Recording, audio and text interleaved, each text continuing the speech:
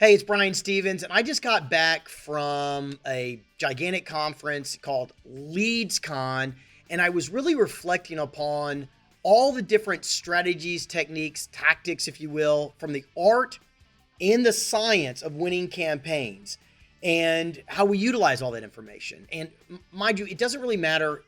It doesn't matter to me. They're all about the same to me. If it's a political candidate campaign, if it's an issue campaign, we do a lot of student recruitment campaigns around the nation where we recruit students back traditional public schools.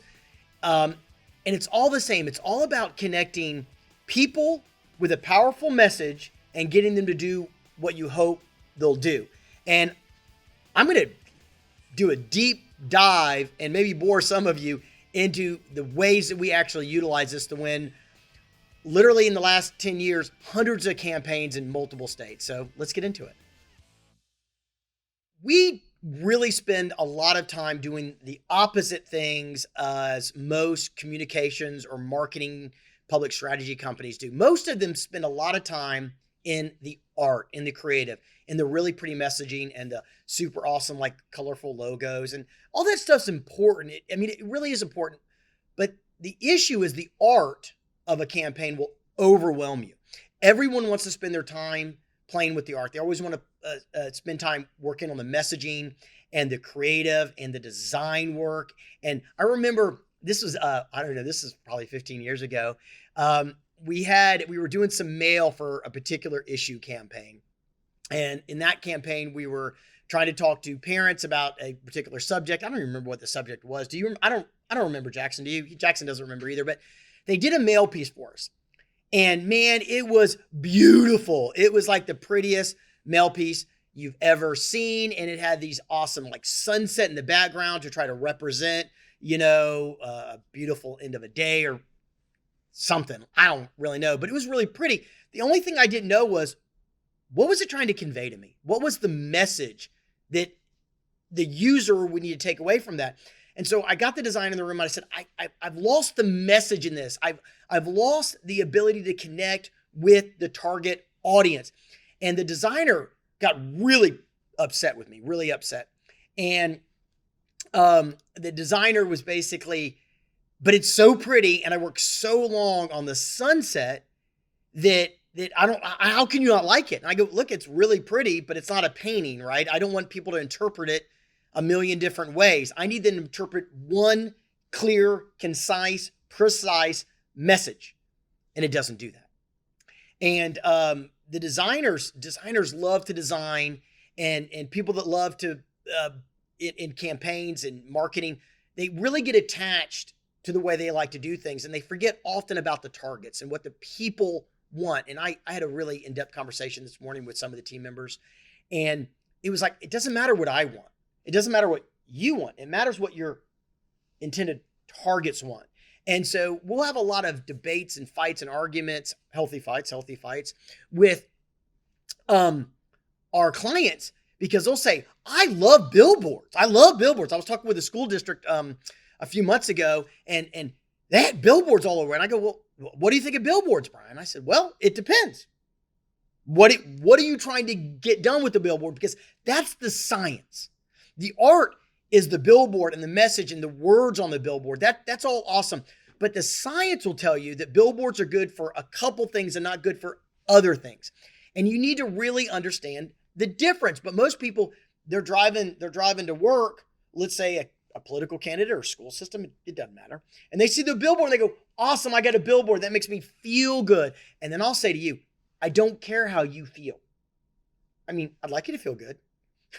I don't want you to feel bad. But I guess what I'm saying is that it's irrelevant.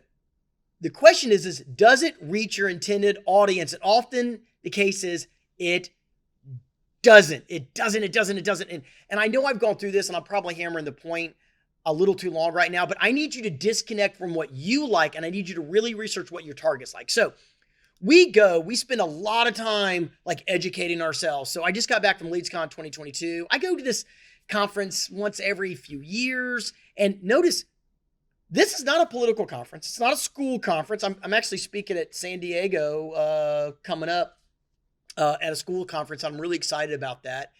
And it's none of those things. what it is it's really just a science conference on how do you get a thousands and thousands of people to get in a pipeline and become a lead, right? Become a lead. So they sell all kinds of different products from mortgages to window companies. I just think mass marketing type things where they send out thousands, hundreds of thousands of emails and phone calls, and they want you to become a hot lead. So how do I get you in the pipeline and become a hot lead? And that is really, really scientifically based. And during this conference, and it's several days and it's really intensive, is we're just there to learn because we don't sell mortgages, we don't sell all things, but boy, we want to learn from them. And then sometimes I'll go to campaign conferences or marketing conferences or public relations conferences, or you can learn from everybody.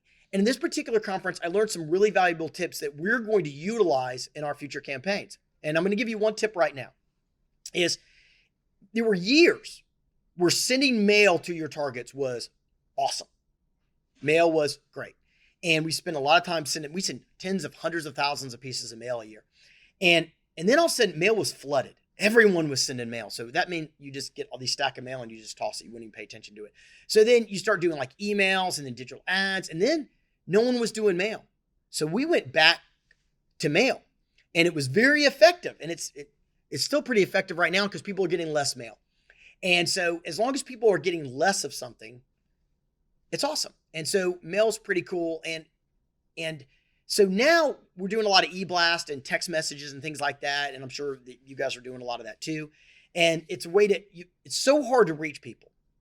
It's so hard because everyone's just clouded with information, and they're getting 10 to 15,000 messages a day, according to the latest study. And so how do you get through that? And so you want to kind of do things differently than what other people are doing. So emails, here's your first real tip from the conference, is it used to be that really flashy, really cool, graphically pleasing emails were the bomb, and that's what got people to open them and look at them. Now, it ain't so. It's just not so. I don't know what they want, but here's what they open. Here's what they look at.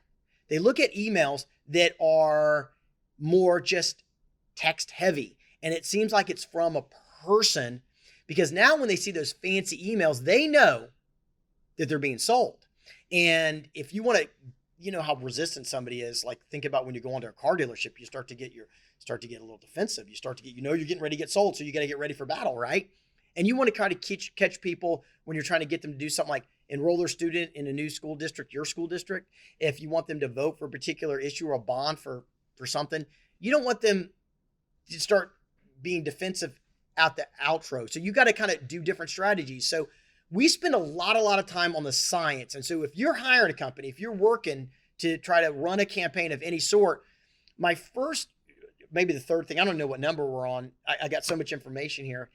I want you to think about the science first and the art second. And everybody in your team is going to want to do it the other way around. But until you get your foundation of science laid, you're not going to be able to do the art.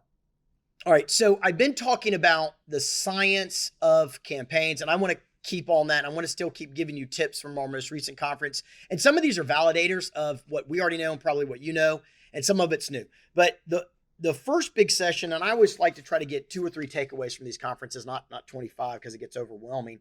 But we had these things called micro commitments, and we use those a lot when we're talking to parents about getting them enrolled in schools, or even voters. For that case, which is you want to ask them something kind of small first, and then you want to get them to keep saying yes. Lots and lots and lots of yeses. And then that leads to the big close yes. And I'm going to use car dealerships again as an example. When you go to a car dealership, watch how many times they try to get you to say yes. It's a really great selling science technique, which is, hey, do you like this car? Yes. Hey, how does the radio sound to you? Do you like the way it sounds? Yes. How's the air conditioning feel? I mean, all air conditionings in every damn car feel the exact same. They all feel great. Yes. I mean, we're so blessed to have air conditioning, but it's not about that. It's about you getting to say yes, yes, yes, yes, yes, yes, and then to get you to buy, right? So we use micro commitments on a little pipeline transition where we try to get those. Hey, are you interested in finding a new school? Does Johnny or little Eva, are they interested in band or sports? Oh, well, are you interested in this kind of sport? Oh, yes. And you just kind of keep feed them down the pipeline. But the one thing that I learned at this conference, it was new, and why I encourage you to always keep learning, is one of the things they said is they're asking for more information earlier on than they used to. And they're seeing that streamlines the process. I'm not completely committed to this right now, but basically it used to be. You don't want to do anything to stop somebody from doing what you want them to do. You want little small asks that are easy. And it was once somebody's in your pipeline, you could keep asking them little questions and keep feeding them along. So instead of asking them 10 things on the initial form, like their email address, their phone number, their top 5 interest, instead you just go, hey man, if you'd like us to send you a newsletter, just give us your email. Make it really casual, make it really light. But now they're saying, we'd rather just ask more information at the start because we don't want to talk to people that really aren't interested. And that makes a lot of sense when you're talking in great volumes of people. If you're emailing 100,000 people, I think that's a really good strategy because you want to thin out the dead weight as soon as possible, or the people, not dead weight, people that aren't interested. But if you're dealing with much smaller list of potential targets, I don't know if I agree that that's the right way to go. I think I would still do a slower, what's called a drip campaign of, asking them for one thing, giving them some information, asking for another thing, giving them some information. And of course, at every stage in that process, you've got messaging and the art, right? But once again, I'm not here to talk with you about the art yet. We'll get to that, Jackson. But right now, I want us to focus on the science. And that really is how you win. Everybody thinks that they're stepping off Air Force One, waving at the crowds with these things. Nobody cares, man. You got to penetrate it with science first. So somebody's going to go, what do you mean nobody cares? I mean, everyone's busy. Everyone's got their own lives. They got their own thing that they're doing. And they will care, but you got to hook them and interest them first. And then you got to make it really simple. But once again, we'll get into the 3-2-1 messaging system. We'll do a deeper delve into that, Jackson. And KISS, keep it simple.